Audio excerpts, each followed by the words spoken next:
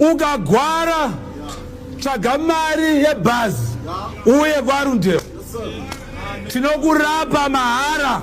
After all, Tino Machakaire, why are you writing about your relative? I thought you are fluent, you've got monies. Why? I thought your friend Kuda Tagwirei said anyone who gets sick must go to their hospital and get free treatment. So why didn't your relative go to Kuda Tagwirei's clinic so that he can receive free healthcare? NaKerina Mujati responds to Tino Machakaire's long paragraph addressing President Mnangagwa about the state of Zimbabwe's public health sector. Ladies and gentlemen, kusangana kwatikuita zvakare pachannel ino, channel yeZimWitness TV yandinodzoka nemaupdates akasiyana-siyana. Uye ndinoti kana kari kutanga kusvika pano, ndinokumbira kuti ungobaya button rekusubscribe, then turn on the notification bell kuitira kuti usarasikirwe every update yandinouya nayo pano nguva nenguva. Muri Zimbabwe, I urge you kuti muone this video kusvika kwarinoperera. 2 days ago, Tino Machakaire wrote a long paragraph to the President Mnangagwa after he visited his relative which was in the local public hospital. He was deeply concerned by the conditions he witnessed. After Tino Machakaire anyora iye paragraph yake iyo yaenda kuna president achikumbira kuti President Mnangagwa vaende vanoona mahospital edu kuti akamira sei.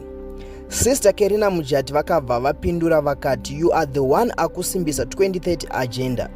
And why is it hama yako yakaenda ku a public hospital iyo shamwari yako Kuda Tagwirei yaiti huyai murapwe ku Arunde hospital kune ma services akanaka. So ladies and gentlemen, I want you to listen. Kuda Tagwirei achiudza vanhu kuti vauye ku hospital kwake. After that ndokuplayera video ra Sister NaKerina Mujati vachipindura ivo Tino Machakaire uyo akanyorera president kuti vanoona mahospital. So muchipedza kuona this video, come through in the comment section muchitiudzawo zvamunofunga pamusoro penyaya iyi. Chandoda ndechekuti muzvinzwire nekuzvionera mega modzoka motiudzawo zvamunofunga pamusoro penyaya dzatinenge takupai. Patara chinonzi Arundel. Mazviwa? Arundel. Ukagwara tsvaga mari yebhazi uye kwarundeo tinokurapa mahara.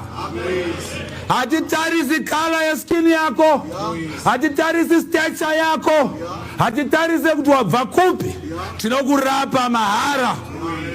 Nokuti taise tiri kubatsirana. Zvinhu zvakaoma, rangu basa nderekuti ndibatsire umwe wangu. Tiritezera mana shamwari. Uya tirapana. Tokurapa, tokubetsera, ukasvika ikoko tinokutarisa, tokuita mabloods, unochekwa, woonekwa kuti une zvigwere zvipi. Kana zvanetsa tokuudza, zvatisingagoni tokuudza, asi unenge wakuziva problem yako.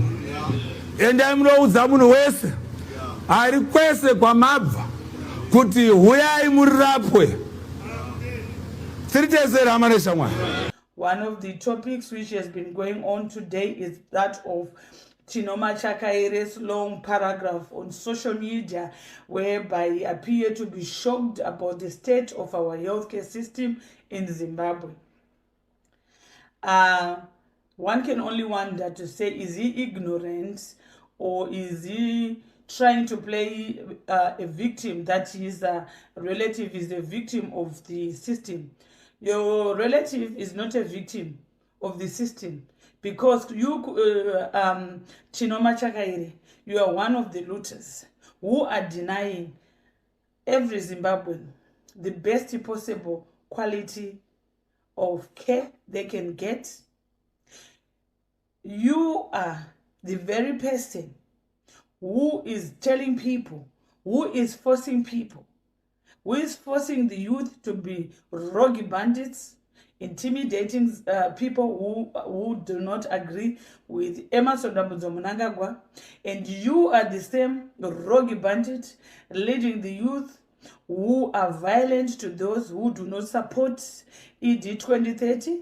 You are the same rogue bandit, Tino Machakaire, who is carrying out unwarranted suspensions within the Youth League of those people who have openly condemned Emmerson Mnangagwa and his ED 2030 agenda, whereby you are campaigning for the constitution to be amended so that Emmerson Mnangagwa and his family, alongside you too, Tino Machakaire, to continue looting and whilst every Zimbabwean is suffering. So if you expect people, some people like us to say that, oh, it is unfortunate that your relative in this situation, unfortunately, no.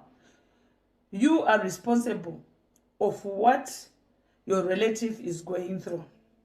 And some people have been asking me to say, how come Tino Machakaire is writing this long paragraph on social media? Are there no other means maybe he can contact Emmerson Mnangagwa? The reality of the truth is that it is a clear indication that there is no direct contact to Emmerson Mnangagwa, maybe on a speed dial, whereby if you're a minister, you can reach the president whenever you need to discuss important issues. It might be a question that the people who control, who communicates with ED, what sort of advice he has to do. But for people to see Tino Machakaire as a hero, we condemn him, and he must be condemned. And I do not share any empathy. I do not share any sympathy at all. You are one of the shit steerers of what is going on in Zimbabwe. You are one of the looters who is looting our nation. You are one of the people who has managed to destroy the Zimbabwe's capabilities because of your entitlement. You are looting. Imagine all those money you are looting with Tagwirei, how they've denied your relative the same treatment. After all, Tino Machakaire, why are you writing about your relative? I thought you are fluent, you've got monies. Why? I thought your friend Kuda Tagwirei said anyone who gets sick must go to their hospital and get free treatment. So why didn't your relative go to Kuda Tagwirei's clinic so that he can receive free health care? Because you are always with Kuda Tagwirei. Are you now telling us that Kuda Tagwirei has been lying to the people of Zimbabwe that if you found yourself sick, you can walk into his hospital and you can be treated for free? It is unfortunate that you are now appearing as if you are in shock, or are you ignorant to that extent? As a youth leader, you must be very aware of it, because you should be working with the youth and you should be listening to their concerns.